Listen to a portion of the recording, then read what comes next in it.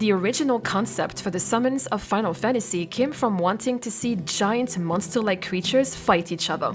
This was to level the playing field between Koichi Ichi's pixel art and Yoshitaka Amano's massive creatures. Hiromichi Tanaka elaborated on this in an interview for Final Fantasy III's 30th anniversary, saying they thought it would be nice for players to have a monster-sized creature of their own to use in battle. The very first summon ever designed was Odin, who has been a fan favorite ever since. A lot of different names and mechanics would be used to refer to and summon these powerful allies, but the biggest change between each Final Fantasy has been what role they play in the story.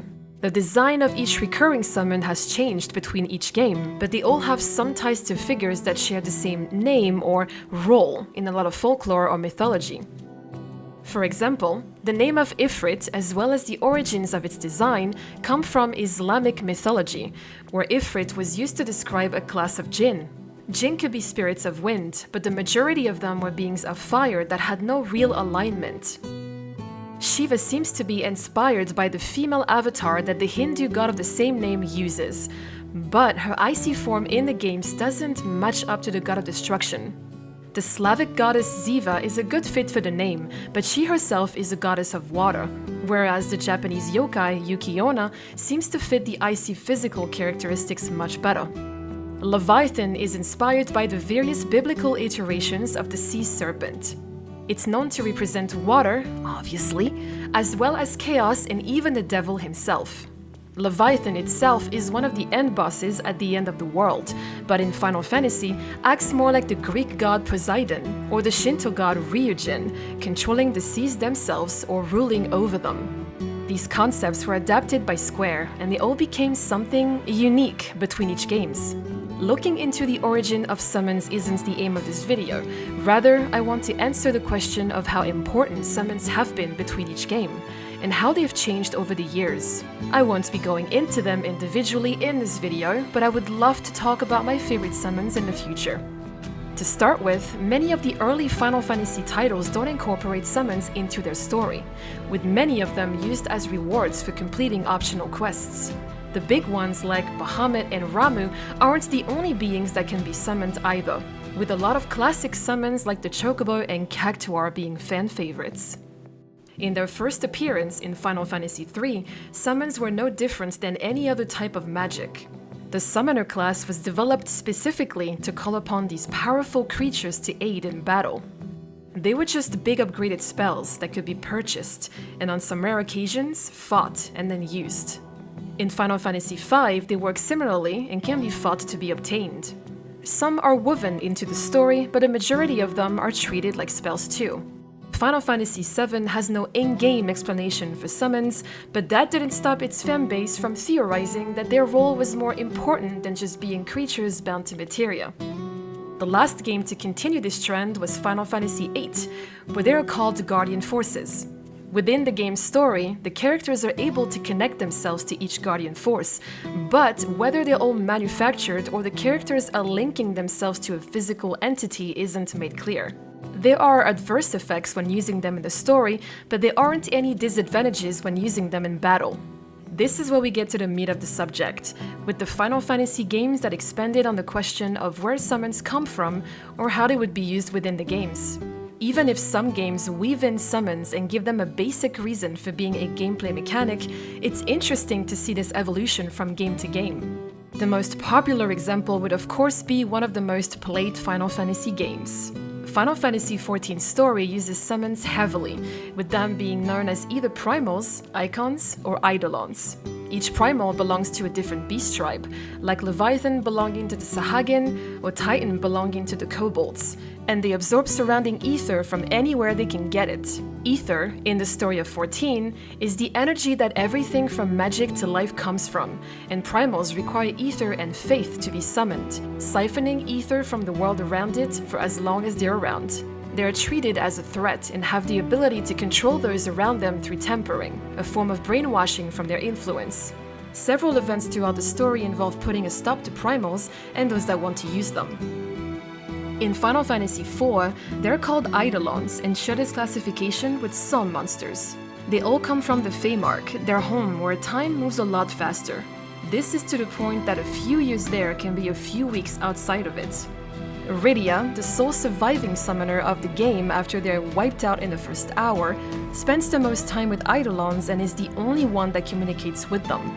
The bond that summoners have with them is special, and they need to defeat them in battle to be able to evoke them. If a summoner's Eidolon dies, their link causes them to die as well. A similar ecosystem exists in Final Fantasy VI, where all magical beings, including summons, are called Espers, and the more powerful of them can be summoned using their magicite, their crystallized remains. Their role in the game is much more vital to the story, as their entire world becomes at risk of being invaded after disappearing for years. Using them as summons essentially calls their spirits to aid whoever holds their magicite, and the Empire in the game wants to use and extract their power for themselves. Final Fantasy IX would go back to referring to summons as Eidolons, and make the role of the summoner much more integral to the overall plot of the game. Just like in Final Fantasy IV, IX would once again treat summoners as the only people capable of calling these magical beings. Eidolons are giving form through the memories of the dead and the stories that have been told of them, acting as guardians to the crystal, the start of all life in the world. The sheer power of the Eidolons is what makes up most of the conflict in the story, and are sought after by both the party and the antagonists. Following the trend of making summoners important, Final Fantasy X, my personal favorite Final Fantasy, uses summons the most in its story, gameplay, and world building. They are referred to as Aeons and aren't another race of beings or legends, but rather people who gave their lives to be called on someday by the summoners. The story of Final Fantasy X touches on the cycle of life and death a lot, and summoners are meant to go through trials in different temples to get their Aeons.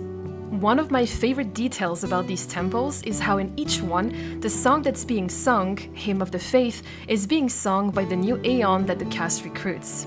There is so much to cover when it comes to Final Fantasy X's Aeons, it just might need its own video to cover the subject. Final Fantasy XI, another personal favorite, calls its summons avatars and divides them into two main groups. Celestial avatars, where 6 out of 8 of them are called the Sleeping Gods, and terrestrial avatars, 5 avatars created directly by the creator of the world, Altana. The Sleeping Gods are a big part of the initial story and are expanded on more in the expansions for the game. They need to be kept asleep to prevent the world from going back to the Age of the Gods, wiping out all the races of Vana'diel and leaving only the gods and goddesses. Summoners in the game have to fight the avatars to earn the right to form a blood pact to evoke a portion of their power. One of the more complicated games of the franchise, Final Fantasy XII, has a rich backstory that involves summons, this time being referred to as Espers again. The game is set in Ivalice and revolves around the political struggle of the land and defiance of the gods. Espers are powerful beings that were originally meant to obey the Okuria, the gods of the Ivalice. There are 24 Espers total, divided by their zodiac signs into light and dark Scions. All of the dark Scions tried to rebel against the Okuria and were banished when they failed, becoming tied to glyphs and forced to wander the mist. The mist is explained as this energy that the Okuria are made of, and that can be used with magicite and netherite, but is also either a plane of existence or a blanket that hides the Espers that were banished. Espers themselves don't have much importance to the main story of Final Fantasy XII, but all the Scions have their own lore attached to them. Just like in XII, Final Fantasy XIII has the summons that appear in its story acting as little more than plot devices. Back to being called Eidolons, the summons of the game are used to give the characters power and challenge their way of thinking.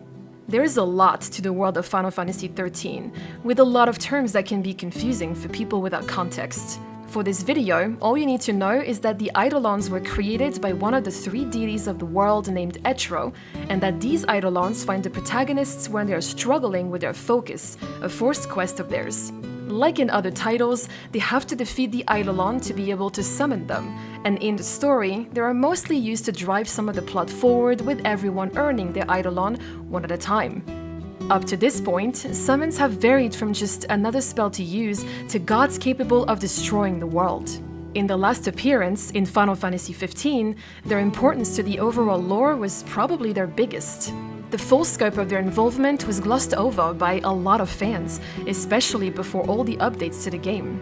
This was a given since the backstory was split across so many pieces of media and some DLC that expanded upon the story. Summons are called Astrals and are responsible for the creation of humans that inhabit the planet Eos, where the game is set in. Simplifying the lore of Final Fantasy XV is no easy task, but to quickly summarize the events of the game without spoiling much, the Astrals, more specifically Bahamut, made a crystal to decide who would be king and has each king defend the world from the Star Scourge, a plague of sorts that Bahamut also created during the War of the Astrals. This is explored more in DLC, but for now, all you need to know is that there is a prophecy to destroy the Star Scourge permanently when the true king receives the power of the crystal. Even though the Astrals have limited direct involvement with the events of the game, the story wouldn't exist without them. And that brings us to Final Fantasy XVI, where the summons are called Eikons once more. At the moment, I can't say we know everything about the Eikons quite yet, but what we do know is that the story revolves heavily around them. Eikons are summoned only by people who can harness their power, called dominants, people who were born with the ability to host a unique icon to varying degrees. The way dominants are treated between kingdoms is very different, as some places decide their rulers by who is born a dominant, and other kingdoms kill their dominants out of fear. The way that summons have been used has changed so much over the years, but they have been a fan favorite since the beginning. Despite not always being in every title, people all have their favorite summons from game to game, and it's hard to not get attached to one either for the design, nostalgia, or their personality, in one Final Fantasy or another. They've had their big roles and their small ones, and seeing them get this attention after starting off as just an excuse for kaiju battles is really heartwarming to see.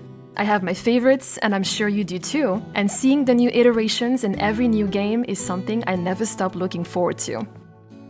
My name is Yorcia, and I hope I gave you a good understanding of how much summons have changed, whether you're new to the series or a Final Fantasy veteran. I have more videos on the way, so if you enjoyed watching, consider subscribing so you don't miss out. I'll see you soon.